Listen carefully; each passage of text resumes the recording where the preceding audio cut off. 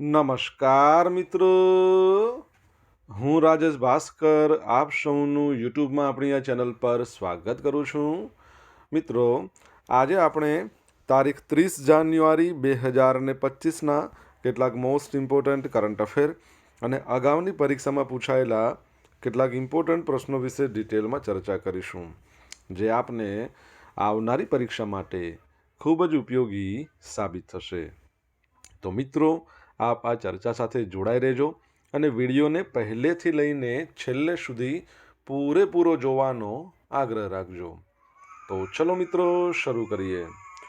શરૂઆત કરતાં પહેલાં જણાવી દઉં કે જો તમારે આપણી આ યુટ્યુબ ચેનલને સબસ્ક્રાઈબ કરવાનું હજી પણ બાકી હોય તો ચેનલને સબસ્ક્રાઈબ કરજો, નોટિફિકેશન બેલ આઇકોનને પ્રેસ કરીને, અને જો તમને વિડીયો પસંદ આવે તો વિડીયોને લાઈક કરજો અને તમારા જેટલા પણ મિત્રો છે બધા મિત્રો જોડે આ વિડીયોની લિંકને શેર કરજો. તો શરૂઆત કરીએ. સૌપ્રથમ જોઈશું અગાઉની પરીક્ષામાં પૂછાયેલા સામાન્ય વિજ્ઞાનના પ્રશ્નો, જેના જવાબો તમારે મને કમેન્ટ બોક્સમાં લખીને જણાવવાના છે. વિડીયોના લાસ્ટમાં જ્યારે હું તમને આ દરેક પ્રશ્નના જવાબ જણાવું ત્યારે તમારે ચેક કરવાનું છે કે તમે આપેલા પ્રશ્નોના જવાબમાંથી કેટલા પ્રશ્નોના જવાબ સાચા છે, અને જેટલા પણ પ્રશ્નોના જવાબ સાચા હોય એનો આંકડો કમેન્ટમાં લખવાનો છે કે 10માંથી આટલા સાચા છે. ડેલી જીકે ટેસ્ટમાં આપણે રોજ 10 પ્રશ્નો પૂછીએ છીએ, જેમાંથી 5 પ્રશ્નો સામાન્ય વિજ્ઞાનના છે. બાકીના જે 5 પ્રશ્નો છે એ ગુજરાતના ઇતિહાસના પ્રશ્નો છે. તો તમે તમારા આન્સર આપો નીચે કમેન્ટ બોક્સમાં, અને હું આજના કરંટ અફેરનો પ્રથમ પ્રશ્ન છે એની શરૂઆત કરું છું. આજનો પ્રથમ પ્રશ્ન છે કે ઈસરોએ શ્રીહરિકોટાના સતીશ ધવન સ્પેસ સેન્ટરથી કેટલા લોન્ચનો ઇતિહાસ રચ્યો છે? તો ઈસરોએ 100 લોન્ચ કર્યા છે, 100 રોકેટ લોન્ચ. ક્યાંથી? જે આંધ્રપ્રદેશમાં આવેલું છે ઈસરોનું શ્રીહરિકોટાનું સતીશ ધવન સ્પેસ સેન્ટર. તો ભારતીય અવકાશ સંશોધન સંગઠન, એટલે કે જેને આપણે ઈસરો કહીએ છીએ, ઇન્ડિયન સ્પેસ રિસર્ચ ઓર્ગેનાઇઝેશન, તેના દ્વારા 29મી જાન્યુઆરી 2025ના રોજ શ્રીહરિકોટાથી તેના 100મા પ્રક્ષેપણ સાથે એક ઐતિહાસિક સીમાચિહ્નરૂપ બનાવ્યું છે. GSLV F-15 રોકેટે સવારે 6:23 વાગે સતીશ ધવન સ્પેસ સેન્ટરથી સફળતાપૂર્વક પ્રક્ષેપણ કર્યું, જેનાથી NVS-02 નેવિગેશન ઉપગ્રહ પ્રક્ષેપણના 19 મિનિટ પછી જીઓસિંક્રોનસ ટ્રાન્સફર ઓર્બિટમાં મુકાયો છે. આ મિશન ભારતીય નક્ષત્ર એટલે કે નેવિક આ સિસ્ટમ સાથે ભારતના નેવિગેશનને મજબૂત કરે છે, જે ઉપગ્રહ આધારિત નેવિગેશનલમાં ભારતની આત્મનિર્ભરતાને મજબૂત બનાવે છે. GSLV F-15 રોકેટ દ્વારા લોન્ચ કરાયેલા નેવિગેશન સેટેલાઇટ પરિવહનમાં યોગ્ય ટ્રેકિંગ અને માર્ગદર્શન આપવામાં મદદ કરશે, હવા અને દરિયાઈ ટ્રાફિકને કાર્યક્ષમ રીતે ટ્રેક કરશે, જ્યારે સૈન્ય અભિયાન હાથ ધરવા માટે સલામત સ્થાનિક નેવિગેશન હોવાથી સંરક્ષણ ક્ષમતાઓ છે એમાં પણ વધારો થશે. તે ભારતીય ઉપખંડ તેમજ ભારતીય ભૂમિગત વિસ્તારોથી લગભગ 1500 કિલોમીટર સુધીના વિસ્તારોના યુઝર્સને ચોક્કસ સ્થિતિ, ગતિ અને સમયની માહિતી પણ પ્રદાન કરશે. તો યાદ રાખવાનું છે મિત્રો કે ઈસરો દ્વારા 100મા નંબરનું લોન્ચિંગ કરવામાં આવ્યું છે. ઈસરોની વાત કરીએ, ઇન્ડિયન સ્પેસ રિસર્ચ ઓર્ગેનાઇઝેશન 15મી ઓગસ્ટ 1969માં ઈસરોની સ્થાપના કરવામાં આવી. એનું હેડક્વાર્ટર આવેલું છે બેંગલુરુમાં. અને તમારા માટે પ્રશ્ન છે કે એના જે ચેરમેન છે, નવા બન્યા છે, શું નામ છે એમનું? આન્સર આવડતો હોય તો કમેન્ટ બોક્સમાં લખીને જણાવો. ભારતમાં દર વર્ષે શહીદ દિવસ ક્યારે મનાવવામાં આવે છે? તો આજનો દિવસ એટલે કે 30 જાન્યુઆરીને ભારતમાં શહીદ દિવસ તરીકે મનાવવામાં આવે છે. મહાત્મા ગાંધીની નિર્વાણ તિથિ છે આજે. તો દર વર્ષે 30મી જાન્યુઆરીના રોજ ભારતમાં શહીદ દિવસ મનાવવામાં આવે છે. 30 જાન્યુઆરી 1948ના રોજ નથુરામ ગોડસે દ્વારા ગાંધીજીની હત્યા કરવામાં આવી હતી, એટલે દર વર્ષે 30મી જાન્યુઆરીને શહીદ દિવસ તરીકે મનાવવામાં આવે છે. આ વખતે તેમનો 77મા નંબરનો નિર્વાણ દિવસ છે. તમને ખબર છે ને, ગાંધીજી છે એમની સમાધિ છે ને રાજઘાટ કહેવાય છે. શહીદ દિવસના ભારતના રાષ્ટ્રપતિ, ઉપરાષ્ટ્રપતિ, વડાપ્રધાન દિલ્હીના રાજઘાટ પર બાપુની સમાધિ પર ફૂલોની માળા ચડાવી અને સૈન્ય બળો દ્વારા સલામી આપીને શ્રદ્ધાંજલિ કરે છે. આ ઉપરાંત રાષ્ટ્રપિતા મહાત્મા ગાંધી અને અન્ય શહીદોની યાદમાં 2 મિનિટનું મૌન ધારણ કરવામાં આવે છે. જો ગાંધીજી છે એનો જન્મ થયો તો તમને ખબર છે કઈ તારીખે? મારે નથી કહેવાનું, એ જે તારીખે થયો તેને આપણા ભારતની અંદર નહીં પરંતુ સમગ્ર વિશ્વમાં એક દિવસ તરીકે મનાવવામાં આવે છે. દિવસ પણ કહેવાનો છે, એટલે કે તારીખ પણ કહેવાની છે, અને કયા દિવસ તરીકે ઉજવવામાં આવે છે બંને કહેવાનું છે. આન્સર આવડતો હોય તો કમેન્ટ બોક્સમાં લખીને. ઓડિશા વોરિયર્સ મહિલા હોકી ઇન્ડિયા લીગનો પહેલો ખિતાબ જીતી લીધો છે. ઓડિશા વોરિયર્સ છે. તો ઝારખંડના રાંચીમાં ઓડિયા વોરિયર્સે ફાઇનલમાં JSW સુરમા હોકી ક્લબને 2-1થી હરાવ્યું. ઋતુજા દાદાશો પિસલ છે, એમને પ્લેયર ઓફ ધ મેચ તરીકે જાહેર કરવામાં આવ્યા હતા. અને આ પુરસ્કાર સમારોહમાં ઝારખંડના મુખ્યમંત્રી હેમંત સોરેને ઓડિશા વોરિયર્સના સુકાની નેહા ગોહિલને વિજય ચિહ્ન એનાયત કર્યું હતું. હોકીની વાત કરીએ. હોકીના જે આપણા કેપ્ટન છે, ભારતીય હોકી ટીમના મેન્સ હોકી ટીમના કેપ્ટન શું નામ છે? હરમનપ્રીત સિંહ. એમને ખેલરત્ન પુરસ્કાર આપવામાં આવ્યો છે 2024નો, ખાસ યાદ રાખજો. હોકીના જાદુગર કોને કહેવાય છે? જેમનો જન્મદિવસ છે ને ભારતમાં રાષ્ટ્રીય ખેલ દિવસ તરીકે મનાવવામાં આવે છે, અને તે 29મી ઓગસ્ટના રોજ આવે છે. જો તમને આન્સર આવડતો હોય તો તમે કમેન્ટ બોક્સમાં લખીને જણાવી શકો છો. મિત્રો, વિડીયો પસંદ આવ્યો હોય, ભણવાની મજા આવી હોય તો વિડીયોને એક લાઇક કરો. તમારા મિત્રો જોડે આ વિડીયોની લિંકને શેર કરો. આપણી બંને યુટ્યુબ ચેનલ, એક છે રાજેશ ભાસ્કર, બીજી છે રાજેશ ભાસ્કર 2. બંનેને સબસ્ક્રાઈબ કરો નોટિફિકેશન બેલ આઇકોનને પ્રેસ કરીને. અને જો તમારે ડેઇલી કરંટ અફેરની PDF જોઈતી હોય તો આપણી ટેલિગ્રામ ચેનલ છે, એ ટેલિગ્રામ ચેનલને જોઈન કરી લો. લિંક વિડીયોની ડિસ્ક્રિપ્શનમાં છે. અહીંયા તમને પોલ્સ પણ રમવા મળશે. બ્રિટનની યુનિવર્સિટી ઓફ સરે ગુજરાતમાં કયા સ્થળે પોતાનું કેમ્પસ ખોલશે? તો ગિફ્ટ સિટીમાં ખોલશે. Gujarat international finance tech city છે ત્યાં. તો તાજેતરમાં યુનિવર્સિટી ઓફ સરે છે એણે ગુજરાતના ગિફ્ટ સિટીમાં એક અત્યાધુનિક ઇન્ટરનેશનલ બ્રાન્ચ કેમ્પસ સ્થાપવાનું આયોજનનું અનાવરણ કર્યું છે, જે એક અગ્રણી આંતરરાષ્ટ્રીય શિક્ષણ જૂથ GUS ગ્લોબલ સર્વિસીસ એની સાથે મળીને કરવામાં આવ્યું છે. આ સહયોગની જાહેરાત યુનિવર્સિટી ઓફ સરે છે એના પ્રમુખ અને વાઇસ ચાન્સેલર પ્રોફેસર GQ મેક્સલુ, ગ્લોબલ યુનિવર્સિટી સિસ્ટમ ખાતે એશિયા અને ઓસ્ટ્રેલિયાના પ્રાદેશિક CEO ડૉક્ટર શરદ મહેરા એમના દ્વારા ગોવામાં આયોજિત QS ઇન્ડિયા સમિટ 2025માં કરવામાં આવી હતી. તે ગિફ્ટ સિટીને આંતરરાષ્ટ્રીય ઉચ્ચ શિક્ષણ માટે અગ્રણી સ્થળ તરીકે સ્થાન આપવામાં મદદ કરશે. અને આ અંગે મહત્વપૂર્ણ ચર્ચાઓ 31 જાન્યુઆરીના રોજ થશે, એટલે આવતીકાલે થશે. કારણ કે યુનિવર્સિટી ઓફ સરે અને GGSના પ્રતિનિધિઓ છે, એ પ્રતિનિધિઓ મંજૂરી પ્રક્રિયાને આગળ વધારવા માટે IFSCA અધિકારીઓ સાથે મળવાના છે. બરાબર છે. હવે પ્રસ્તાવિત કેમ્પસ યુનિવર્સિટી ઓફ સરેની વ્યવસાય, આંતરરાષ્ટ્રીય નાણાં, કમ્પ્યુટર વિજ્ઞાન, સાયબર સુરક્ષા આવા બધા ક્ષેત્રોમાં શૈક્ષણિક સંશોધન ક્ષમતાઓ, શૈક્ષણિક વ્યૂહરચના અને કામગીરીમાં GGS ઇન્ડિયાની સાબિત શક્તિઓ સાથે જોડશે. ગિફ્ટ સિટી તમને ખબર હોય તો ભારતમાં પ્રથમ માનવ રહિત પોલીસ સ્ટેશન અહીંયા બનવાનું છે. ગયા વર્ષે આપણે ભણ્યા હતા. આ ઉપરાંત યાદ રાખજો, રિસન્ટલી અંડર-19 ચેસની ટુર્નામેન્ટ યોજાઈ ગઈ. એમાં ગર્લ્સની અંદર ચેમ્પિયન બની દિવ્યા દેશમુખ, જેઓ આપણા મહારાષ્ટ્રથી બિલોંગ કરે છે. તમારા માટે એક સરસ પ્રશ્ન કે આ જે ગિફ્ટ સિટી છે, એ ગિફ્ટ સિટીમાં કયા દેશની 2 યુનિવર્સિટીઓ પોતાના કેમ્પસ ખોલી દીધા છે? વોલોગોંગ અને ડેકિન નામના. મતલબ વોલોગોંગ અને ડેકિન યુનિવર્સિટી છે, કયા દેશની છે જેમણે પોતાના કેમ્પસ ખોલ્યા છે ગિફ્ટ સિટીમાં? ગિફ્ટ સિટીના જે ચેરમેન છે હસમુખ અડિયા, અને એના જે MD છે, મેનેજિંગ ડિરેક્ટર, બરાબર છે, તપન રે છે. તાજેતરમાં કયા શહેરમાં ટ્રાફિકની સમસ્યાના નિવારણ માટે AI આધારિત એડપ્ટિવ ટ્રાફિક કંટ્રોલ સિસ્ટમ લાગુ કરવામાં આવશે? તો જવાબ શું આવશે? અમદાવાદમાં. કઈ જગ્યાએ? અમદાવાદમાં. તો અમદાવાદમાં ટ્રાફિકની સમસ્યાના નિવારણ માટે એક નવીનતમ ટેકનોલોજીનો ઉપયોગ કરાશે, જેમાં આર્ટિફિશિયલ ઇન્ટેલિજન્સ આધારિત એડપ્ટિવ ટ્રાફિક કંટ્રોલ સિસ્ટમ લાગુ કરવામાં આવશે. અમદાવાદ શહેરના 18 મીટરથી મોટા જે રોડ છે, એમાં 400 જેટલા ટ્રાફિક સિગ્નલને AIથી જોડશે.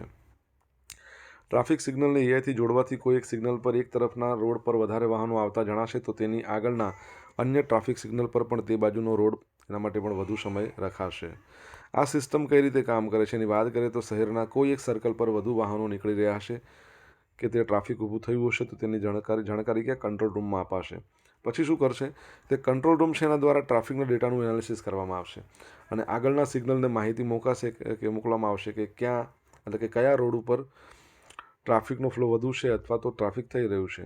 હવે આ પ્રકારની સિસ્ટમમાં ગૂગલ મેપના એનાલિસિસને પણ ધ્યાન રાખવામાં આવશે. ઓકે. ભારતમાં પ્રથમ ટ્રાફિક લાઇટ ફ્રી શહેર કયું બન્યું છે? તમને ખબર હોય તો તમે કમેન્ટ બોક્સમાં લખીને જવાબ જણાવી શકો છો. પૃથ્વી પર માઉન્ટ એવરેસ્ટ કરતાં 100 ગણા ઊંચા પર્વતની શોધ થઈ છે. શું કહે છે? માઉન્ટ એવરેસ્ટ કરતાં 100 ગણા. માઉન્ટ એવરેસ્ટની ઊંચાઈ તમને બધાને ખબર છે 8,848.86 મીટર. આ મીટર એટલે આપણે ગણતરી મારી 8.8 કિલોમીટર થયું, તો આના કરતાં 100 ગણા એટલે કે 880 કિલોમીટર કરતાં વધારે. તો નેચર જર્નલમાં પ્રકાશિત માહિતી મુજબ માઉન્ટ એવરેસ્ટ કરતાં 100 ગણો પર્વત આફ્રિકા અને પ્રશાંત મહાસાગરની સરહદ પર છે. આ પર્વત આફ્રિકા અને પ્રશાંત મહાસાગરની હદની નજીક છે. માઉન્ટ એવરેસ્ટ કરતાં ઊંચું પીક પૃથ્વીની સપાટીની બહાર નહીં પરંતુ અંદર છે. ઘાટા પહાડોની વચ્ચે કેટલીક પીક 1000 કિલોમીટર સુધીની છે, જ્યારે માઉન્ટ એવરેસ્ટ તો 8.5 કિલોમીટર જ છે. સંશોધકોનું માનવું એવું છે કે આ પર્વતો 1 અબજ વર્ષ કરતાં પણ જૂના છે. કેટલા? 1 અબજ વર્ષ. બે વિશાળ સંરચના પૃથ્વીની કોર અને મેટલની વચ્ચે બોર્ડર પર છે. આનો જે પિન પોઈન્ટ આફ્રિકા અને પ્રશાંત મહાસાગરની સપાટી નીચે, ક્રસ્ટની નીચે અર્ધ કઠણ વિસ્તાર છે. બરાબર, તો યાદ રાખજો, માઉન્ટ એવરેસ્ટ કરતાં 100 ગણા ઊંચો પર્વત.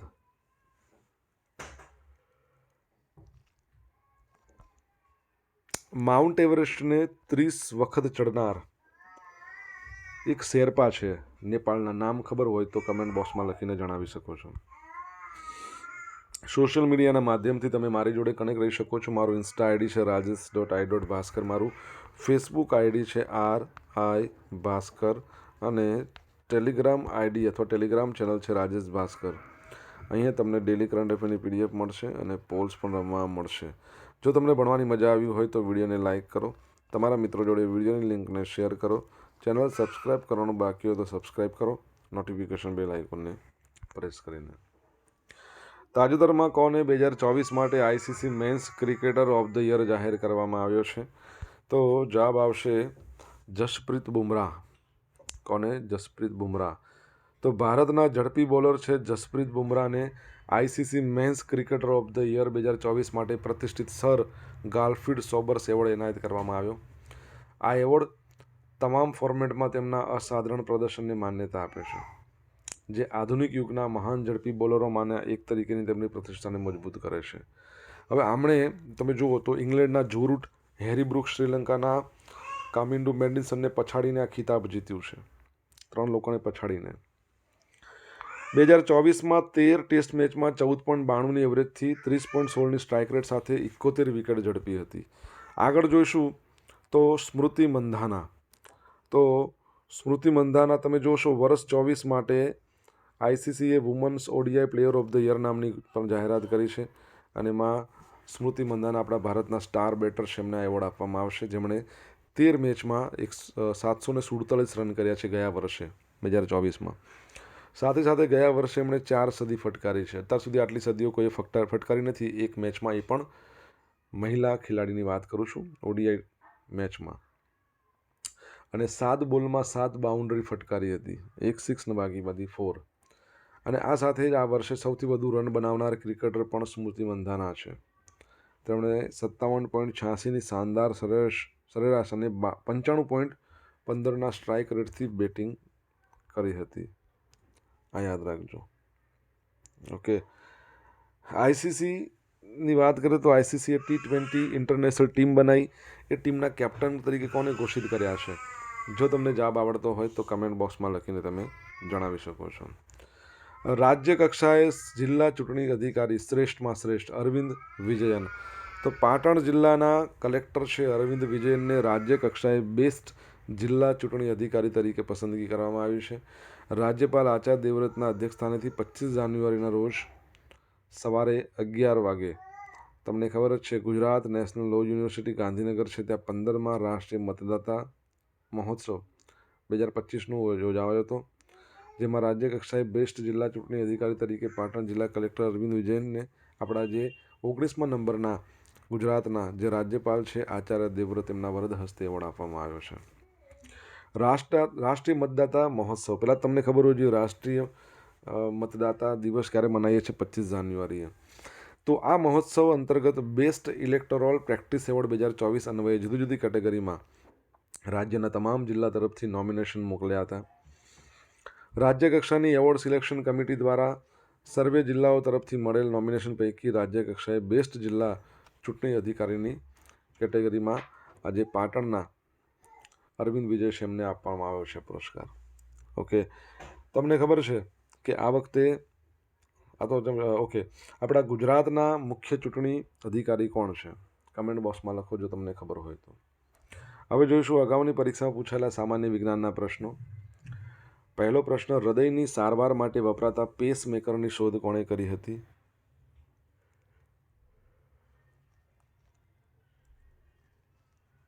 Doctor pole જોલ. સરકો શું છે? Acetic acid. મનુષ્યના વાળમાં કયું પ્રોટીન હોય છે? કેરાટીન.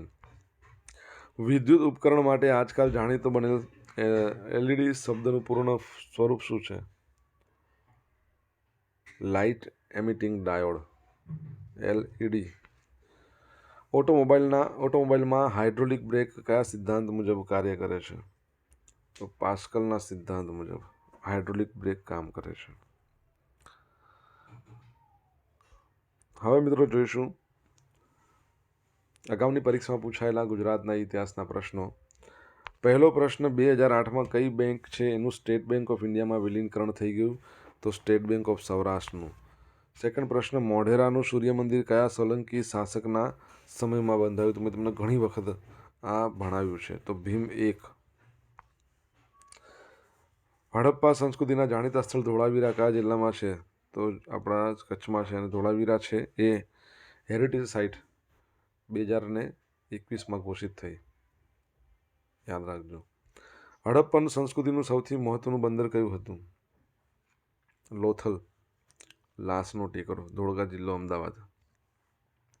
પાટણની પ્રસિદ્ધ રાણી કી વાવ કોણે બનાવી હતી? તો રાણી કી વાવ રાણી ઉદયમતી ભીમ 1ના ધર્મપત્ની હતા, એમના દ્વારા બનાવવામાં આવી હતી, જે પણ કહો. હવે મિત્રો ગઈકાલે પૂછેલા પ્રશ્નો જવાબ જોઈ લે. તાજેતરમાં મુખ્યમંત્રી ભૂપેન્દ્ર પટેલે ગુજરાતમાં સાંકડા પુલોના સ્ટ્રક્ચરને પહોળા કરવા કેટલા કરોડ રૂપિયા ફાળવવાની મંજૂરી આપી છે? તો 467. સેકન્ડ પ્રશ્ન, ભારત સરકાર દ્વારા 2025માં કેટલા લોકોને પદ્મ વિભૂષણ પુરસ્કાર આપવામાં આવ્યો? 7 લોકોને પદ્મ વિભૂષણ આપવામાં આવ્યો. કુમુદિની લાખિયા એમાંથી એક છે, કથકના ડાન્સર છે, આપણા ગુજરાતી છે. તમારે એ ખાસ યાદ રાખવાનું, પરીક્ષાની દ્રષ્ટિએ અગત્યનું છે. હવે મિત્રો આજે પૂછેલા પ્રશ્નોના જવાબ જોઈ લઈએ. પહેલો પ્રશ્ન શું હતો? ઇસરોના નવા ચીફ કોણ બન્યા છે? તો યાદ રાખજો, ડૉક્ટર વી નારાયણન. સેકન્ડ નંબરનો પ્રશ્ન, ગાંધી બાપુનો જન્મદિવસ ક્યારે આવે? 2 ઓક્ટોબર. 2 ઓક્ટોબરને આપણે ભારતમાં શું કહીએ? આંતરરાષ્ટ્રીય અહિંસા દિવસ. અહીંયા લખવામાં ધ્યાન રાખજો, આંતરરાષ્ટ્રીય અહિંસા દિવસ છે. પરીક્ષામાં તમને આંતરરાષ્ટ્રીય આવડતું હોય ને રાષ્ટ્રીય લખી ના આવતા. ત્યારબાદનો પ્રશ્ન છે, હોકીના જાદુગર કોને કહેવાય છે? મેજર ધ્યાનચંદ. ચોથા નંબરનો પ્રશ્ન કે વોલોગોંગ અને ડેકિન યુનિવર્સિટીએ પોતાના કેમ્પસ ખોલ્યા છે ગિફ્ટ સિટીમાં, તે કયા દેશની છે? ઓસ્ટ્રેલિયાની. પાંચમો પ્રશ્ન, ટ્રાફિક લાઇટ ફ્રી શહેર ભારતનું પ્રથમ રાજસ્થાનનું કોટા બનશે. આ એ જ કોટા છે જેને એને કહેવાય છે એજ્યુકેશન હબ. હવે નેપાળના છે કામી રીતા. શું નામ છે એમનું? કામી રીતા જ લખવું. તો કામી રીતા 30 વખત માઉન્ટ એવરેસ્ટ ચડ્યા છે. સાતમો પ્રશ્ન કે આઈસીસી T20 ઇન્ટરનેશનલ ટીમ છે એના કેપ્ટન કોણ છે? રોહિત શર્મા. કેમ લખાતું નથી?